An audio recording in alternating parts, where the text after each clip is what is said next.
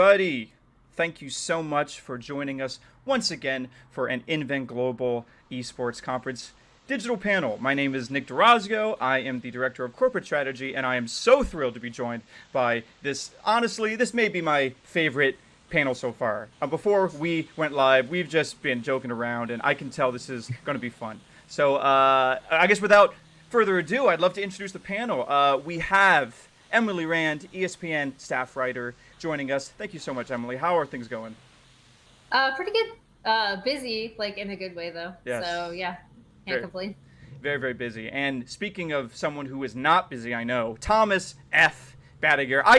I bet you have just been playing games this entire time, right? Everyone else is working, hustling. I bet you've been gaming. Oh, you're muted, my man. Hey, it's me, the professional talker, forgetting to unmute my mic. You were so close. It happens. Tom F. Battinger, and I have been playing games all day, every day. That's perfect. Well, you know what? In our line of work, that counts as being busy, right? Exactly. Yeah. Next up, we have Chris Pollock, Dauntless Game Dev. Chris, thank you so much for joining us. Hey, no worries. So how has your quarantine been? Well, unsurprisingly enough, playing a lot of games. But turns out working from home means not that it's a lot more difficult to get distracted by people in the office. I've actually been getting a surprising amount done. Wow. But on top of that, you know, you kind of balance that out with the crippling existential dread. I wish I were you. Every time someone sends me an email, it's like, email, Valorant. Oh, God, it's so tough.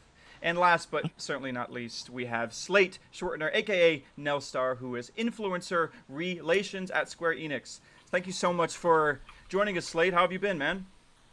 I've been good. I've been fantastic. Launching the biggest game of the year in quarantine is always a fun time. I know, right? No, but it's been good. I have been playing a lot of games, but I have been working a lot. And like Chris said, surprisingly, without like being able to like walk to someone else's desk and like talk, I'm getting a lot of work done just sitting here. Man, I need to learn from you guys because I don't know, like the extrovert side of me, you have no idea how much I need this panel every Friday. Like I so miss talking to esports people at these events. Anyways, speaking of esports things, today's topic is creating relevant content in and I'm going to say this with quotes, oversaturated a market. Now, I say that in quotes because I hear it a lot. I hear it from budding content creators. I hear it from budding esports journalists. A lot of people are worried, is there even a point? Is there even a point to start making content? So I guess the first things I'd like to ask to start this off, and we can just go around table.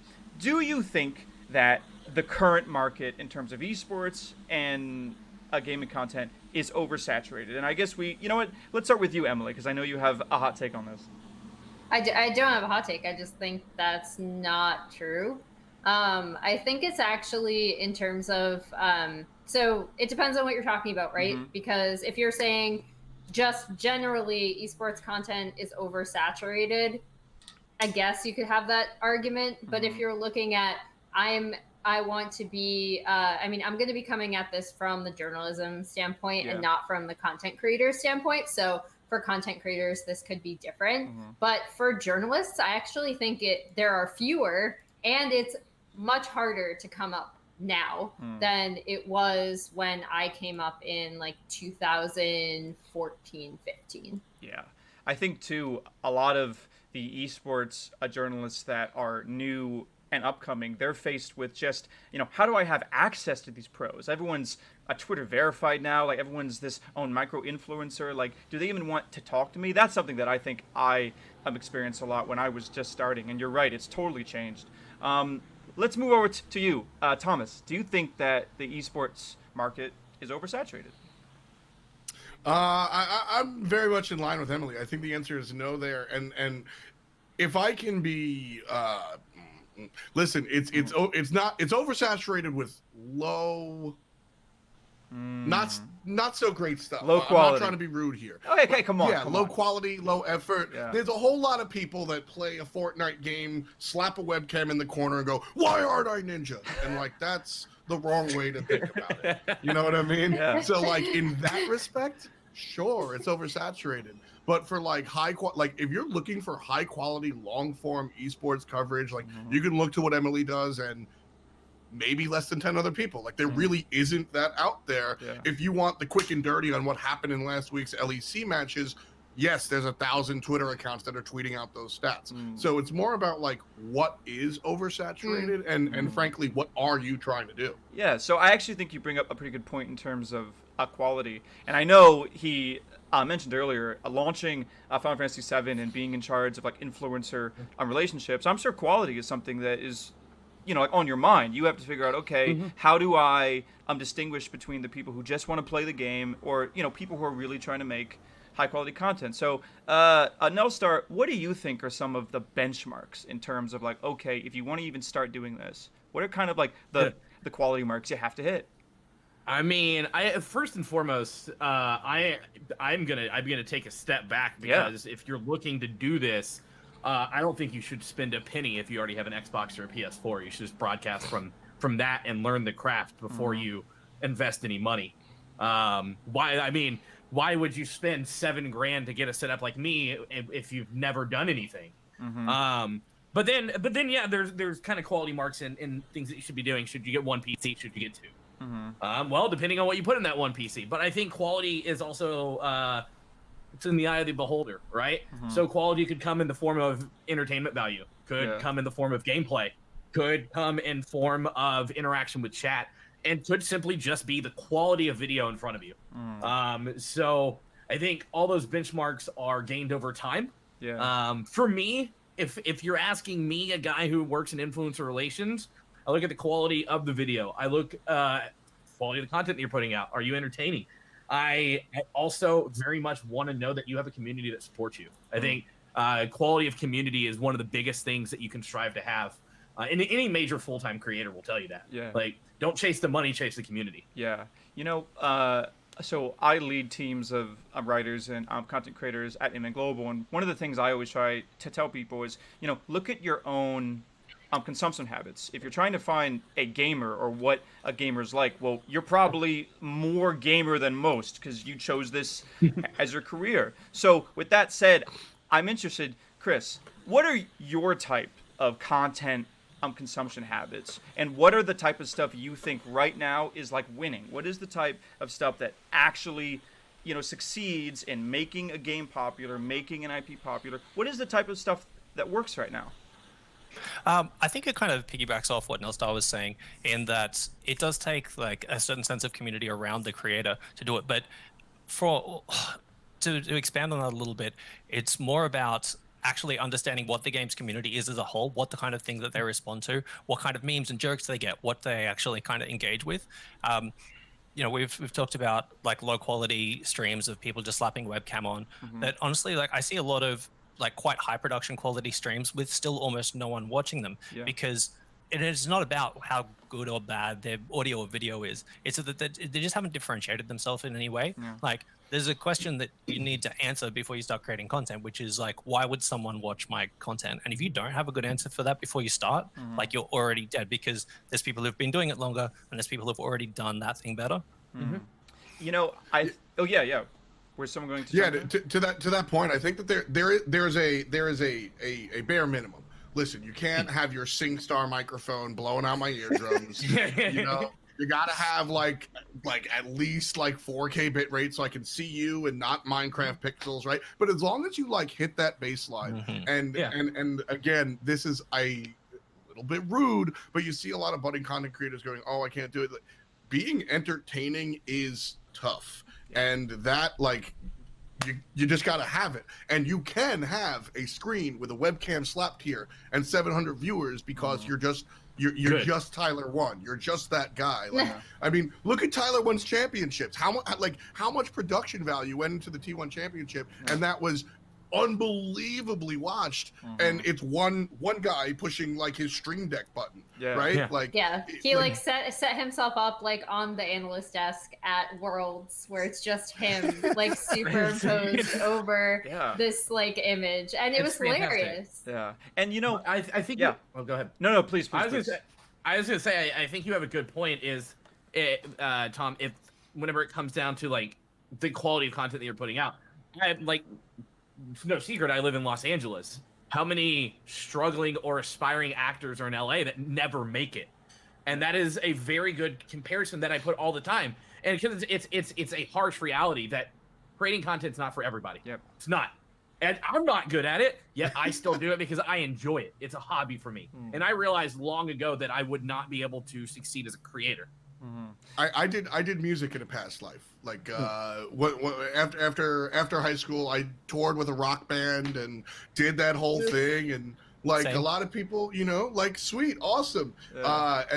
Am I like rich and famous? No, my buddies in Brand New are. That's pretty sick, awesome. But how many other fledgling young rock, ska, R&B artists out there? Yeah. I have to mention ska. 2020 ska comeback. I'm just saying. But like, Oh, God. how many Bold claim, my artists friend. out there aren't doing it? Yeah. And it's the same thing with content creation. When people are like, oh, I want to be a YouTuber. Like, how much should I? Like, I got this question from a parent actually recently.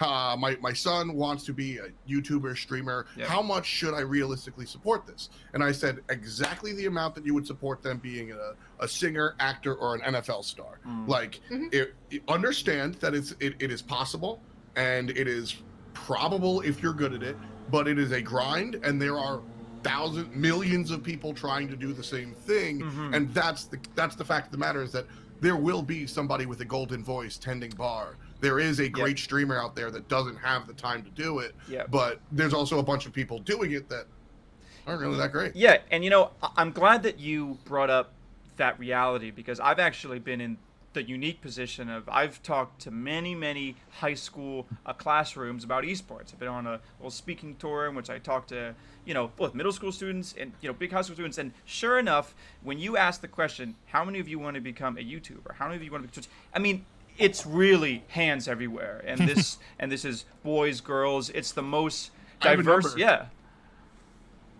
Taylor Lorenz writes a lot about like the internet beat, so to speak. Yeah. She said 79% of high schoolers want to be an influencer. Yeah. Whatever influencer means, Yeah. but we all know. See, my mom's a high school English teacher, Yeah. and this year before all this happened, they were doing like orientation for teachers, and the principal or the superintendent was up there, and they said, just so you know, every student that comes through wants to be a YouTuber or a streamer, and just know, you know, be real with them, let them know that it can't happen. And like some discourse happened, and then of course my mom raises her hand and was like, my son did it, so it is possible.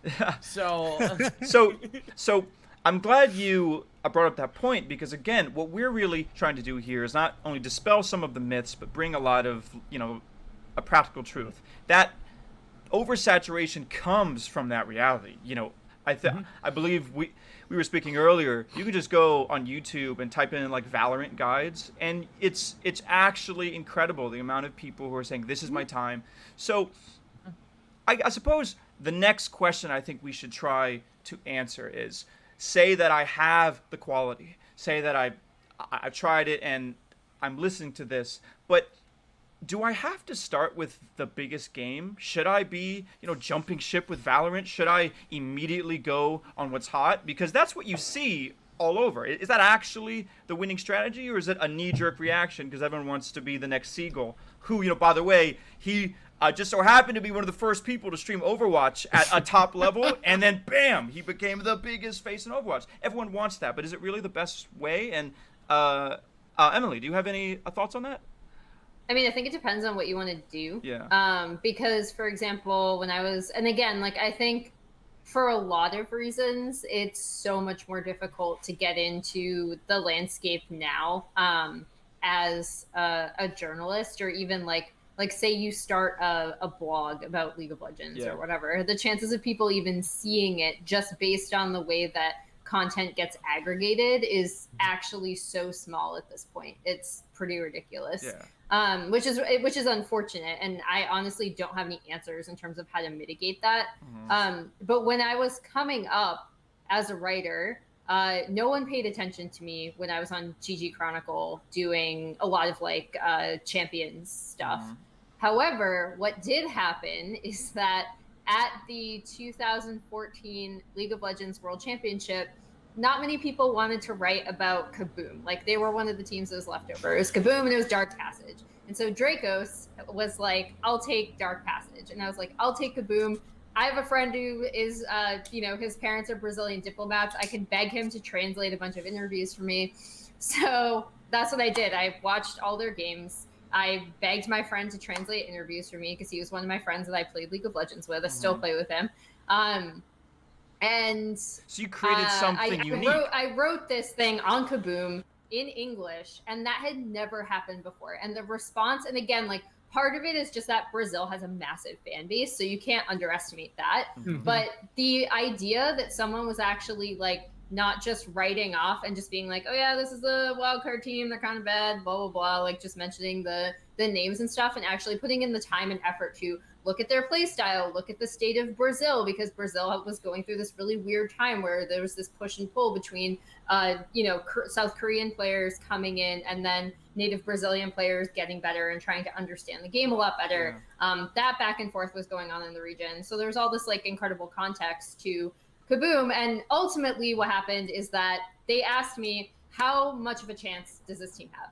And so I went down and I was like, okay, putting aside, like, I'm going to have to account for the fact this team's just not as good as other teams in their group. But going up against these teams in their group, this, based on playstyle alone, they have the best chance against Alliance. It's 5%. Yeah. And for those that don't know what happened, they took a game off Alliance. So, which I did not expect, honestly. I said, like, the chance is like 5%, and I put it at like 0 and 1% for the rest of the teams. But that, like, I don't think it's bad to try to go out and find a niche. Whether that be jumping on, like, if you like Valorant, like, if you see this coming out, if you have beta access, it's a fun game. Like, I'm having so much fun playing that game, to be honest. Like, if you think that's the best chance to, like, break in however you want, I actually would encourage people to do that. Like, try to find the best advice I can give in that situation is, like, try to find something that you can make your own. Like, for the ESPN Invitational, one of the casters that we had, Simo, was literally just clipping Valorant things and casting over them and putting them on Twitter. And that's how he got noticed. Tyler Erzberger basically found these and was like, hey, can we bring this guy in? He seems really dedicated to this. Yeah, you know what? I think overall that is fantastic advice. There's so many, like, situations and stories that I can think of that prove exactly what Emily said as correct. Absolutely. Yeah. I mean, straight up that. So I jumped into esports around 2012, doing it like from the ground up. I actually made a WordPress for you esports boomers out there. I made a WordPress because bro, you don't think I made a WordPress, bro? We all made WordPress back then. We did. I think Nick had a WordPress filled with like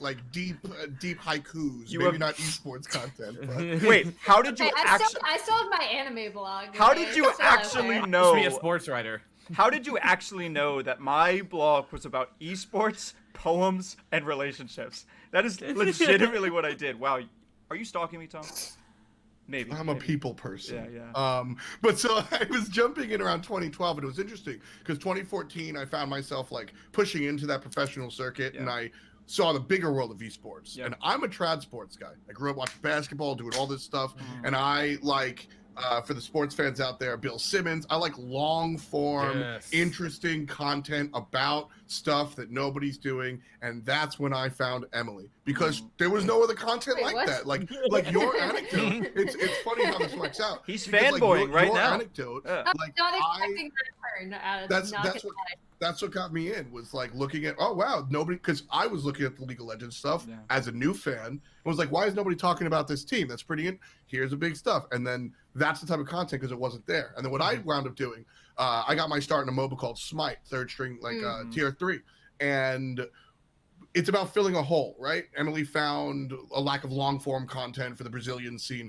I, as a sports guy, there's no sports radio. Right? I watched the tournament on Saturday, and I wanted more. And since Smite was a smaller esport, nobody was doing anything. And I was like, okay, I want to look at this player, and there's nothing there. I want to talk to somebody about it. None of my friends cared. They didn't want to talk about it. So I turned on the stream and talked to 2 viewers about it. And then I talked to 3 viewers about it. And then slowly, because there was nothing else, there was no other content. Yeah. So like finding that void and filling it yourself is kind of, even in a world of oversaturation, you look at Valorant and there's a ton of people putting out character guides and map guides and stuff, but what aren't they putting out? That's where you want to find if you do want to go into a big game. And you know, please, Slate. Oh yeah, I mean that goes kind of back to what I was saying before about differentiation of like what is different about this stuff that you're doing. But it kind of almost touches on something that I thought you were going to get into before. And like you were in bands, right? And so you know, there's like the hardest part about growing a band and making it big is not playing music. You actually run an entertainment business in which you need to conduct marketing and promotion and PR. Like that is the actual thing that determines your discoverability. And like Emily said, you know, there was a time where you could kind of get noticed a lot more easily, but now with the way the content is consumed and so much stuff being aggregated, it is a lot more difficult to have that. So you need to make your content easily shareable, like have a hook that makes someone click on it, and then they they laugh or they have feelings or whatever it is, whatever the reaction that you want them to have, and they smash that retweet button and start sharing it for you. If you don't have like a marketing plan, you have not planned to market yourself, and no one is going to want to spread you because there's only one of you.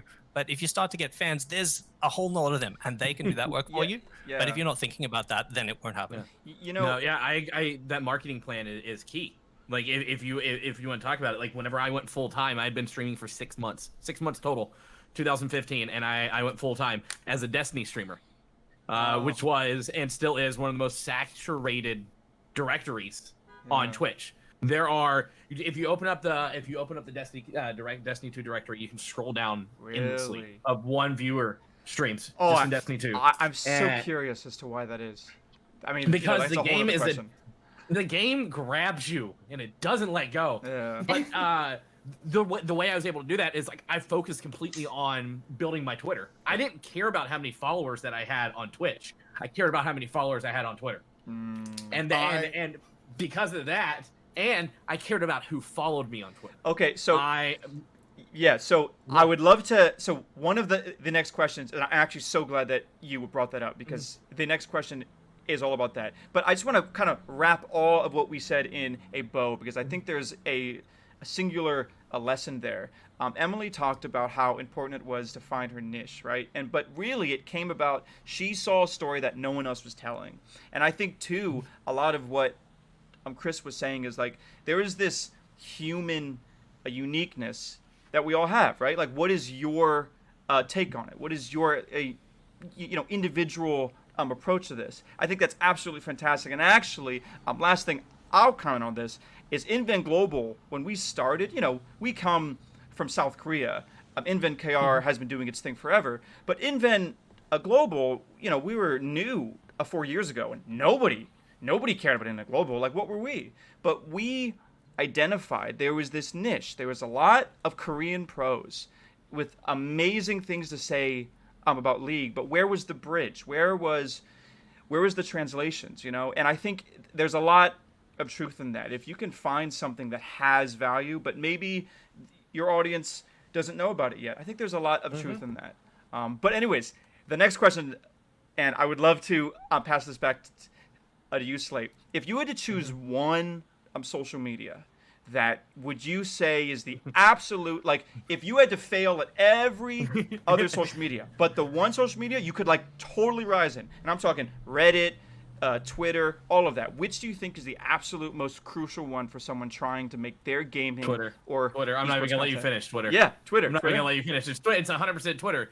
And it's for a multitude of reasons. Hi, I also used to be a social media manager, so it's for multiple reasons. One, it's short format. It's easy to get into. It's easy to read for 30 seconds and take in 30 pieces of content.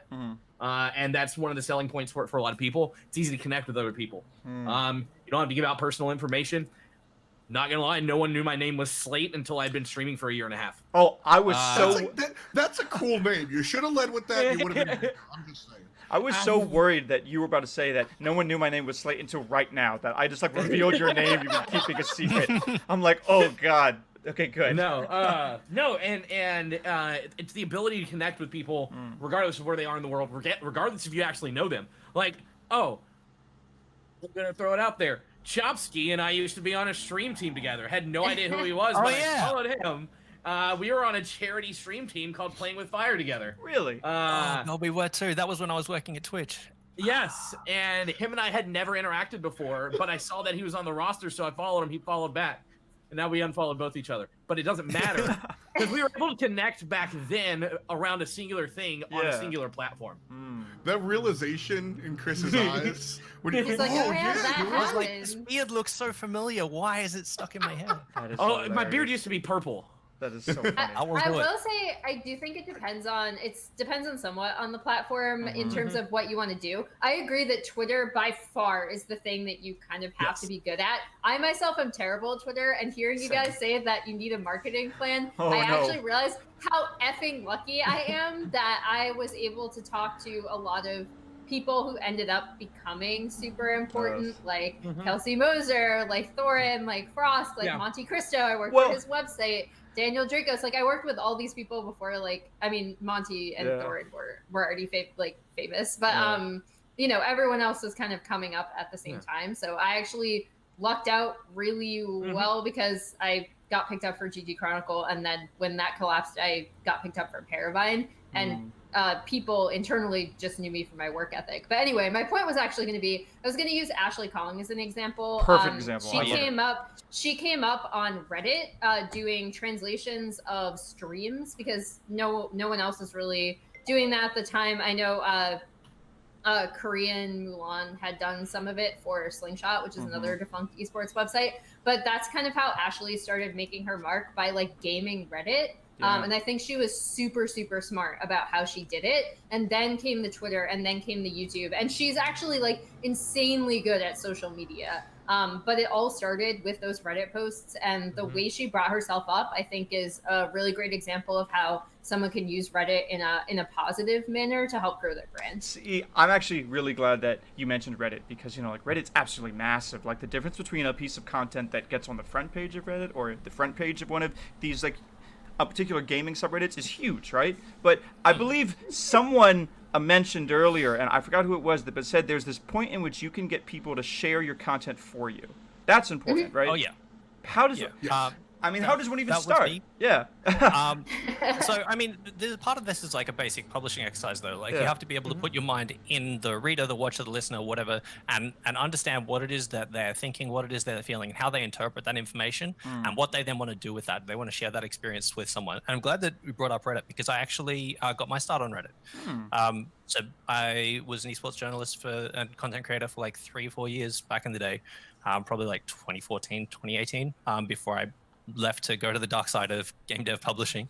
And all of my stuff blew up on Reddit, like video remixes, esports, if anyone remembers that.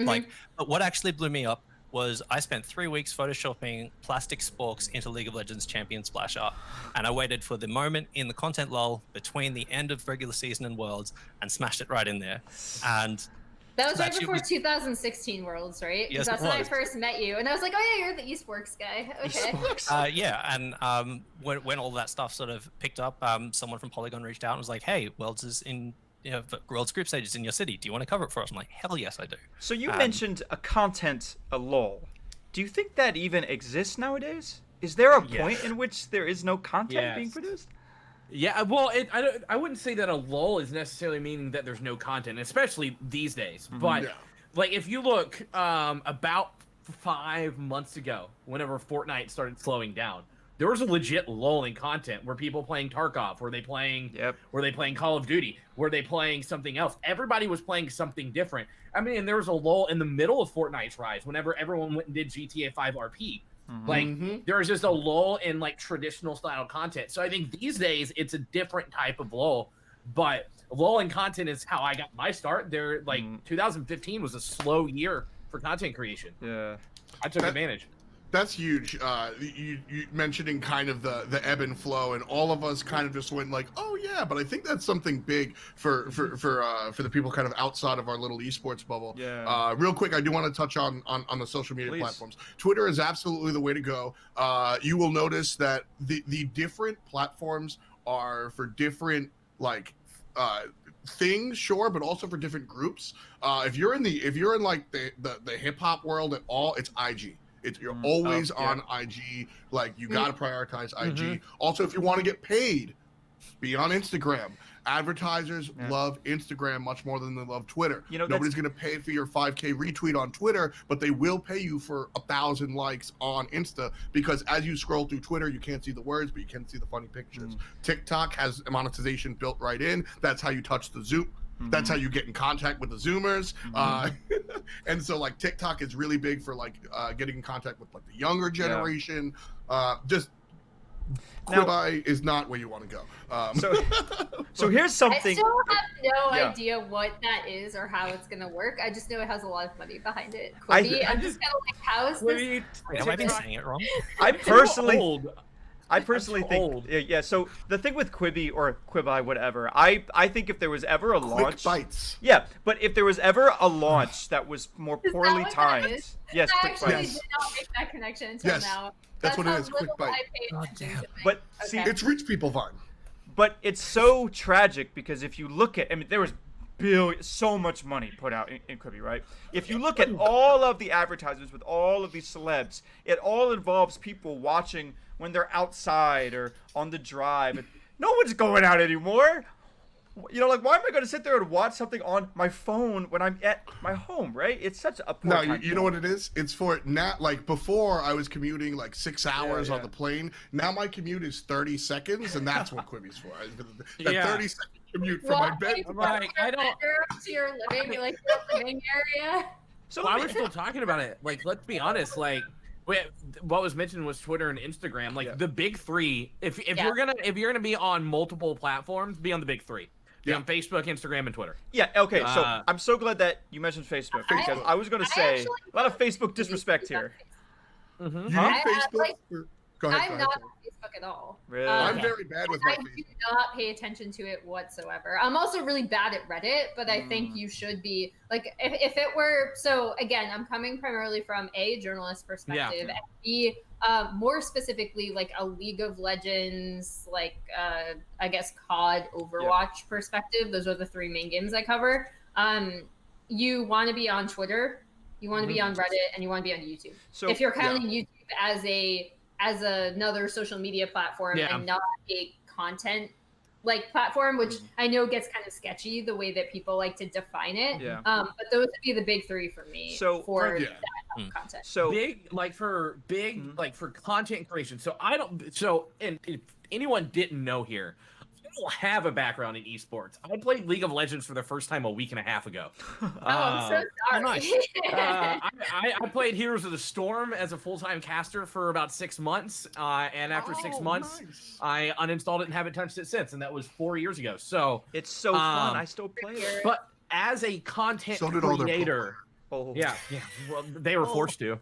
But as a content creator, I have never personally seen the value in Reddit. And that's not saying that there isn't value there. But Facebook, I've gotten so many click-throughs whenever I just post random shit on my Facebook, which I haven't done in like 2 years or 3 years, because like I've been working in the industry for 3 years. I don't care about promoting myself anymore.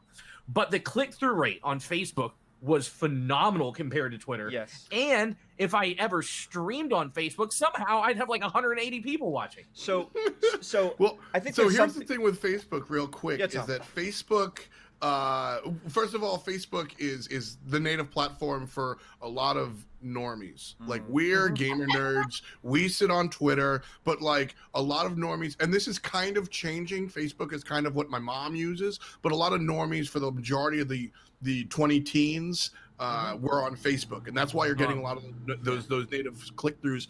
Also, though, and I'm not good at the Spanish-speaking community in gaming is gigantic, and they're all on Facebook. So I'm really like, that is what Facebook is for. Is for communicating with your Spanish-speaking audience. You know how many people? So I handle North esports. America and Latin America. Anytime we handle, or like I'm working with Latin American influencers, they don't link their Twitter to me. It's always their Facebook. Yep. Every time. Yeah. Actually, I should bring up the fact that if you can break into Weibo at all, which requires that you speak Mandarin Chinese, but if you can break into Weibo at all, that's insane, because all of our stuff gets translated onto Weibo. Like all of my LPL content, all of our power rankings, all of that stuff just gets translated and posted on Weibo, and we see none of that because we don't have a Weibo content strategy yet. So because again, you have to be able to speak Mandarin Chinese. So like for my Weibo, I keep getting locked out of it because it's not every damn time. It's not a native Chinese number, right? Yeah. So like only about half the time can I get into it. But B, I have to rely on several of my friends to help me translate it, because although I can read Korean and speak it like okay, I cannot do the same for Weibo. Also, if you want to do anything in like, so I do feel like it definitely, that's a super good point, because it depends on the audience. Brazil is super on Facebook. They're like massive on Facebook. And then Taiwan is also massive on Facebook, to the point where like a lot of their actual teams, like their esports teams, do orders over their Facebook page. Like when we were getting in contact with G-Rex, we totally did it just all over Facebook, not anything else. Also, shout outs to the esports scene in India. It's actually growing at a rapid rate, and you can see all of it on Facebook. I actually think there's been like a running theme. It's come in like a sub theme I didn't realize we talk on, but there is definitely a value in trying to get your content to as many international fans as possible. I mean, like, you know, the internet has made things so global, and yet we all use Twitter and so, but that is definitely a Western bias. And I think that, you know, moving forward, I bet right now, if I hired someone on Fiverr or so-and-so and was like, listen, I just want you to translate every single one of my articles to this language, and I want you to translate every one of my articles to this language, that'd probably be a pretty good strategy of just, you know, I'm trying to cast the biggest web possible, right? I think for Weibo, you definitely need someone who knows Weibo. Because like I've had actually like some Chinese fans that I don't even know. So like I mentioned that friends translated stuff for me, but like I've had Chinese fans who have made it over the firewall through like VPN or whatever reach out to me just because I cover LPL so much, and that's like my major league at this point within League of Legends. They've translated my stuff for free, like without me even asking. They'll just DM me and they'll be like, I translated this for you. Like, you can pop it into Google Translate just to make sure. If you like don't trust me, it's gonna come out kind of wonky, because you know we all know Google Translate's terrible for literally any Asian language, especially if you know that language. Like you can type it in and see all the mistakes. Pretty great. I've done it with Japanese and Korean before, and then I just corrected it. But like the overwhelming amount of fans that were just so happy to translate content was really cool, but it also doesn't help you with the Weibo strategy itself, which is, it's a very different social media platform, and there's a different approach to every single one of these platforms that we're discussing, and it's important that you know the nuances of all of them. So, and you can go deep down. Slate can probably give you a full hour. Well, probably more than that. More than an hour. Yeah, but I've been talking about it on. I saw Final Fantasy VII merch in gas stations. I'm in Japan. I saw Final Fantasy VII merch literally everywhere. Like, man. Yeah. Hey, make sure to pick it up on PlayStation 4 store now. So it's all different approaches. USD fan merch. That's all I ask for. I want to scroll. Character. So we've talked tons about the content sharing a strategy, and I'm actually pretty confident that whoever listening has been taught quite a few things here, right? One, you have to be thinking about yourself as a marketer and a PR person, right? Like the easiest part about making content sometimes is the actual making content. That's the fun, right? I love to sit there and game. But let's kind of shift to the other half of this topic, which is trying to make content that's relevant, right? So like, let's say I have a whole marketing team, everything's great. Let's say that I know how to get myself out there. But what is about that word relevancy? What is the actual type of things that esports fans and gaming fans love? Now, I'll just start off this conversation with a theory that I have from my work. I have found consistently that if you're able to bring in human faces, human narratives as much as possible, it seems to just overall get more like engagement, more shares. What do you guys think? That's something that I pushed really, really hard. I'm a commentator. I do a bunch of games, and when you're playing League of Legends, right? Sure, there are fans of Annie out there, but there are more fans of whoever the mid laner playing Annie is, right? Like that's what we're trying to like sell, so to speak. That human connection is absolutely paramount for sure. Yeah, I agree. I mean, relevant content's in the eye of the beholder. I feel like I say that to a lot of things. But there was actually a piece of advice that I got from an OG on Twitch, and he's still there. He's still one of the top guys. And there are 3 ways to become relevant as a content creator. This is agnostic to esports or whatever you play. This is gonna be good. You're the most entertaining in the directory. You're the best at the game that you're playing, or you're half and half. There's no other way to succeed. And it's true. It's very, very true. When you look at the top creators, let's look at Ninja. Let's look at Shroud, right? All right, Ninja blew up because he was the best at Fortnite.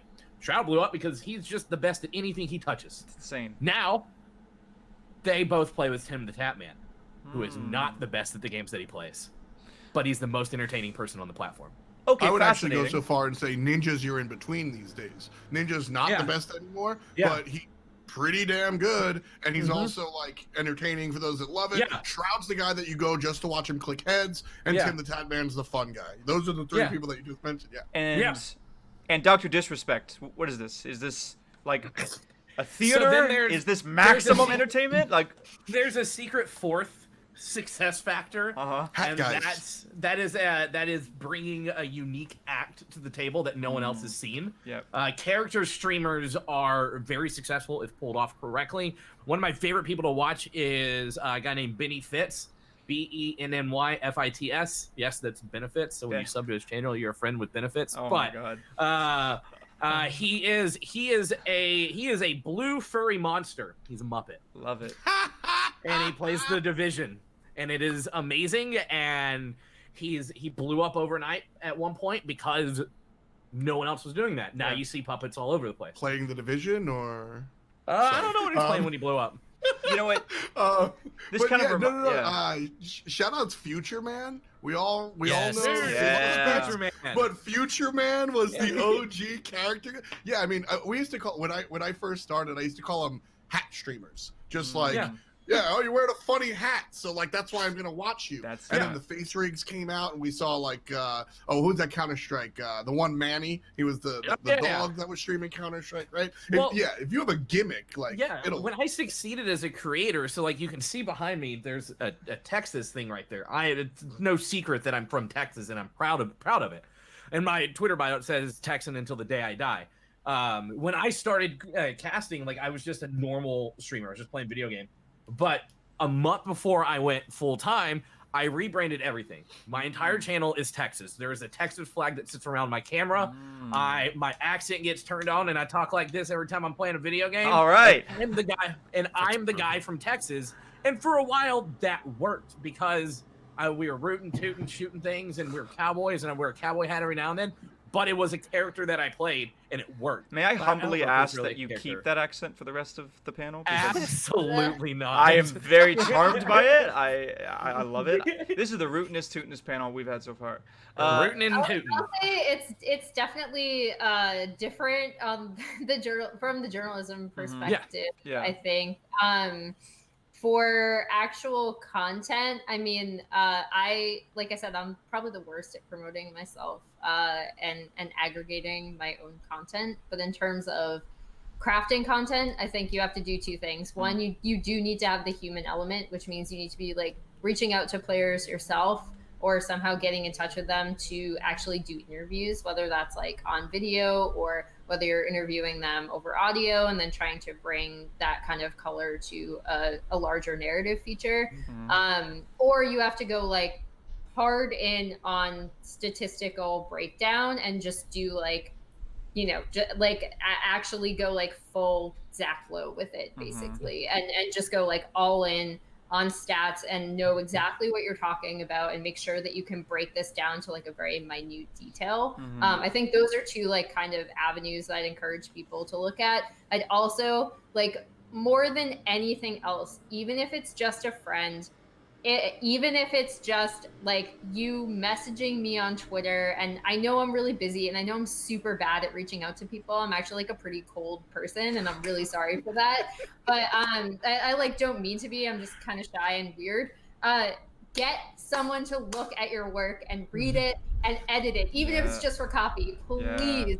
Please. Like I know that esports has kind of a lack of like really strong editors because no one wants to be an editor, I guess, or people just don't think they need one. I don't know. But like you need to have someone look at your work. No one's copy is perfect. Any large feature I've written has gone through at least probably 3 or 4 editing passes, and it's been ripped apart and paragraphs have been reshuffled, and you need to like put your ego aside and have someone look at stuff and actually be willing to listen to feedback. Yeah, and that's actually kind of hard. Like, I mean, one of the problems with esports journalism is, as we were coming up through it, is that, especially as a lot of the smaller sites like Slingshot started to shut down, there's not a lot of places where you, as a new budding journalist, can just go like pitch and potentially have something accepted. So you don't necessarily get an opportunity to be exposed to editors, which makes the first time you actually do go through that process really jarring. And because of that, because those people that stopped entering 2-3 years ago, now they're not sitting here 2-3 years later with all that experience. So if you can get a hold of an editor that has any real experience, even just from a copywriting background, is going to make any of your written work so much better. So, and I mean, it sounds daunting, like finding an editor. Everything I do, I just send to my friend Ron Jobber, and whether he wants to look at it or not, he just goes, "Oh yeah, I read this. This sucks," and then I publish it or whatnot. But like just having somebody's like input, you know, I watched your video around 7 minutes. You talk about the same thing for 90 straight seconds, and I go, "Oh."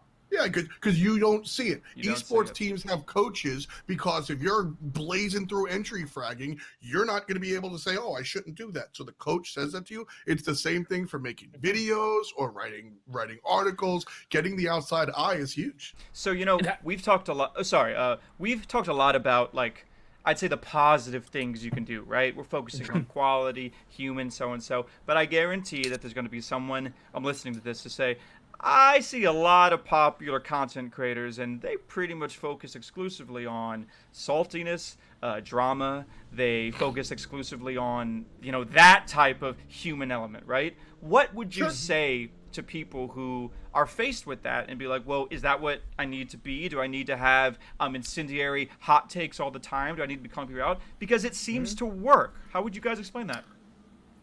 I mean, I feel like I'm living proof that you don't have to.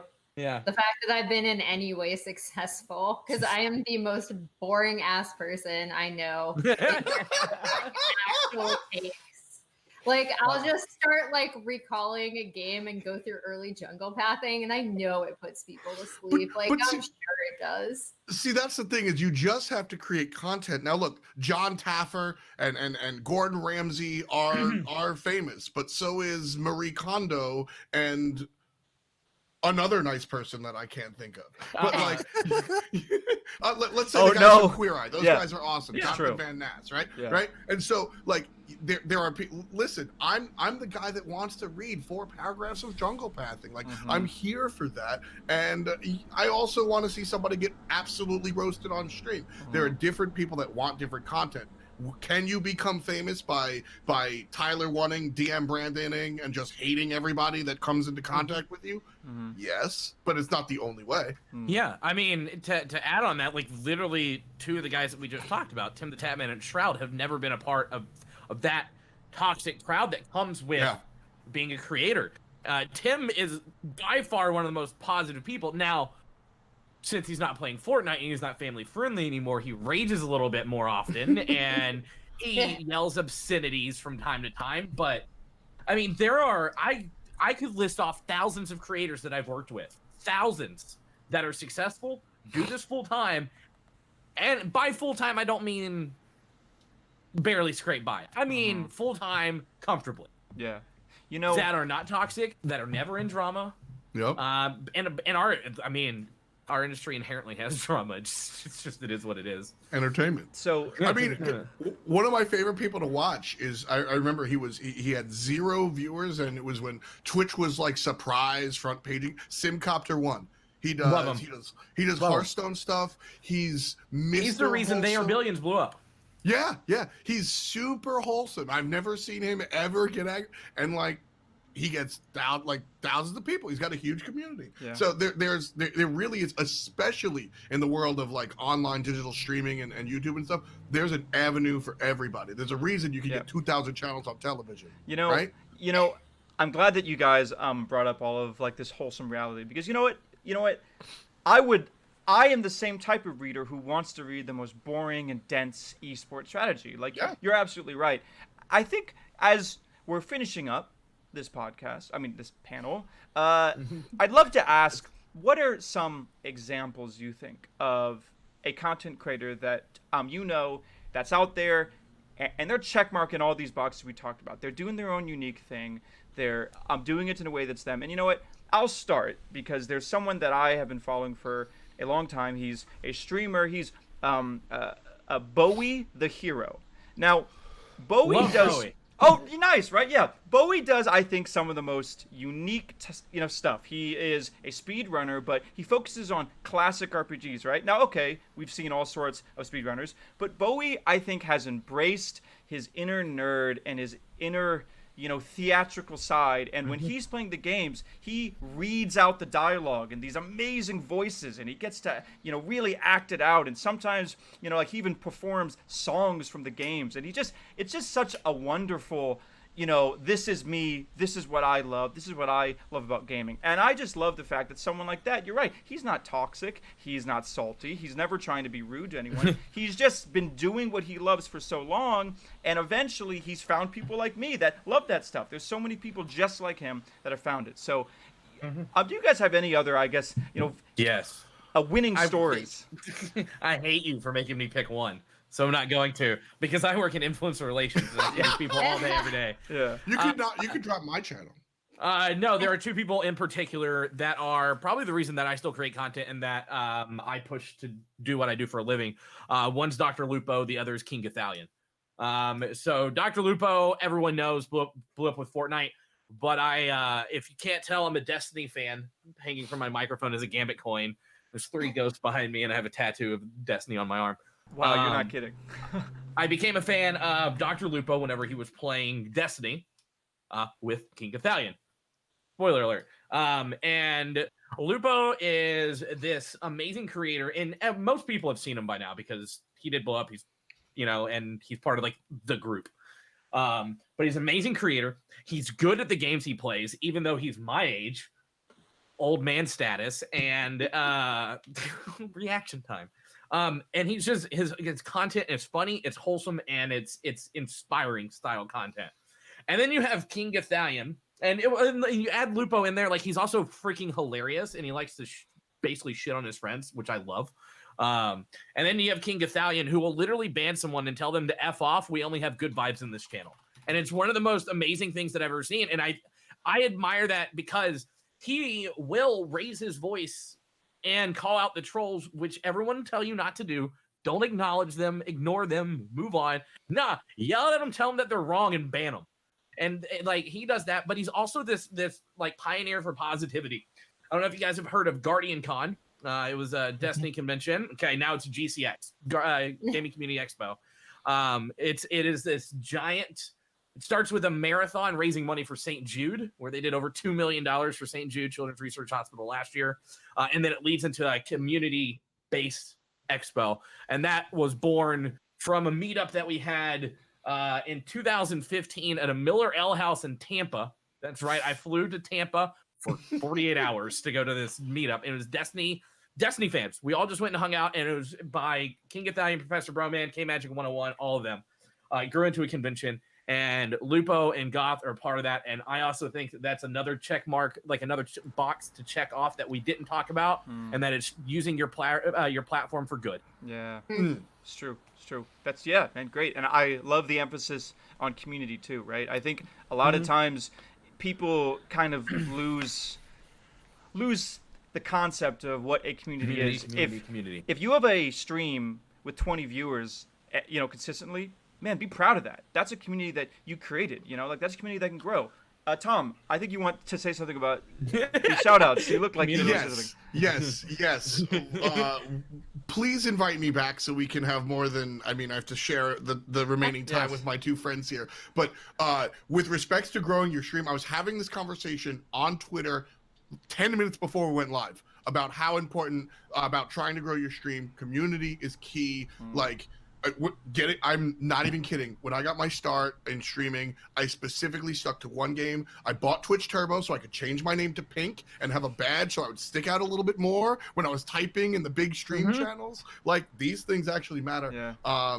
As far as streamers that I think are pretty sick, I actually have a big love. So I'm very politically active. I do a lot of just chatting where I watch the press briefings and stuff with respects to the politics that are going on right now, both during election time and otherwise. And the just chatting politics streams are really popping. Hassan has been getting a lot of press lately, playing with like XQC and stuff. But the people out there that are just doing like informative just chatting, I think is a really cool world of Twitch that people aren't really inundated with. Excuse me. And to talk about community building, that's absolutely like a big part of it. And so I think using your platform for good, like educating and stuff, is really dope. And so I like a lot of those streamers that wind up putting themselves out there because it's very funny. When you're getting into entertainment, people are like, oh, don't get too political. People are going to be X, Y, Z or not. And that's a choice that you can make. But I pride people that are very honest about themselves and honest to their audience. I was talking to my buddy James Spot from Rocket League about how authenticity and honesty is something extremely important when it comes to esports, both for growing and making money, but also like I think you have a responsibility to be honest to people when they're giving you their money. And I only really follow people that do that sort of thing, and it shows off in the comments. I think that my stream success outside of esports is because I speak plainly, I speak transparently. You know what you're getting out of me, and like that's very, very attractive to me as a viewer for sure. All great advice. We got two more fantastic, what I hope to be really inspiring, cool content creators. Chris, what is your absolute favorite? So if anyone's familiar with the gamer personas, the archetypes of like what people play games for, why they play them, I am a grown-ass paladin. I play games to spend time with my friends. They are my method of social interaction, the method with which I bond with people that I care about. So I like streamers that make me feel like I'm sitting on the couch with them or watching over their shoulder playing. So that's Captain Flowers and Chappie. I am Chapman on Twitter. Like whenever I'm sitting there watching those guys, that I know them outside of game, I feel like I'm there playing with them. And even if like they're always on a call with their friends and they're like super getting excited and they're sharing these experiences, and it really lets the viewer feel like they are participating in that. And especially like at a time when we're all stuck at home and we can't see anyone, that is worth its weight in gold. Yeah, shout outs to Carnage too. I think he's one of the streamers that really has that same vibe. There's a real family there. Emily, you were about to say something and then I rudely interrupted you. No, it's all good. I was gonna just say, so there are like actually a ton of writers that are out there that are really good that don't get recognized.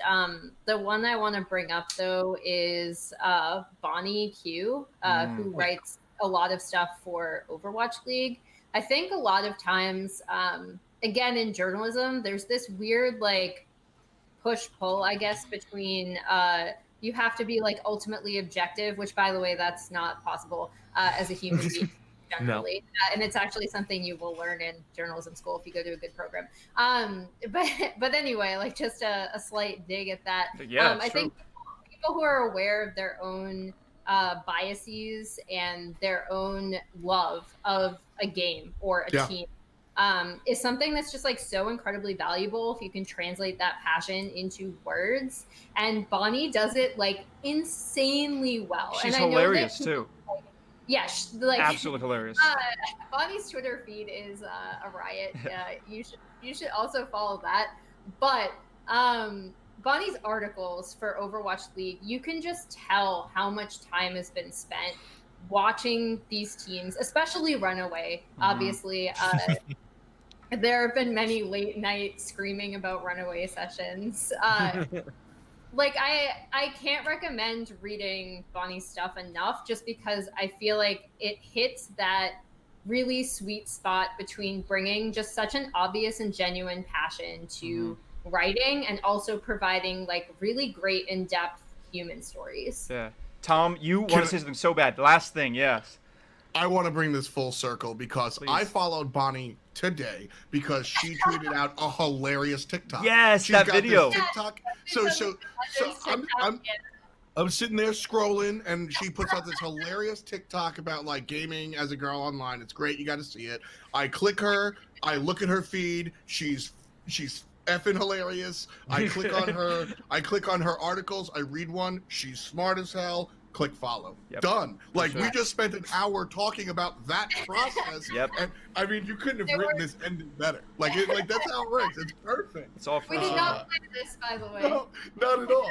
But like that actually happened today. Saw TikTok content on Twitter, clicked through the ESPN site, read the articles. Now I'm a follower. Now I'm a fan. That's real life. There it is. Well, guys, this has been an absolute joy for me. I had so much fun. I'm talking to you guys, and I'm super, super glad that we had this discussion, right? There are so many people who want to get into this business, and I think, man, we could have talked about this for like another hour, obviously.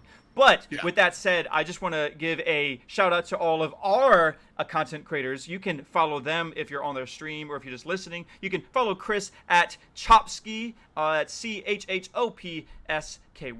You can follow League of Emily. Well, that's a pretty convenient one, just at League of Emily. You can follow Slate at Nelstar15. Don't do it. It's terrible. Don't do it.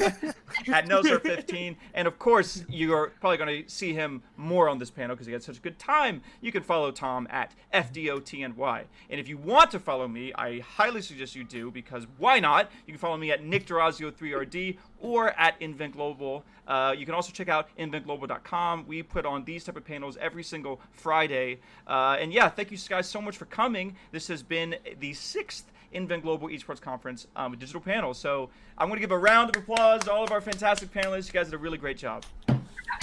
Cool. I'm proud of all of y'all. Yes. Peppy clap in the chat. Yeah, so again, you guys can check this out on YouTube when it goes live. Thank you guys so much for coming, and I will see you next Friday. See you later.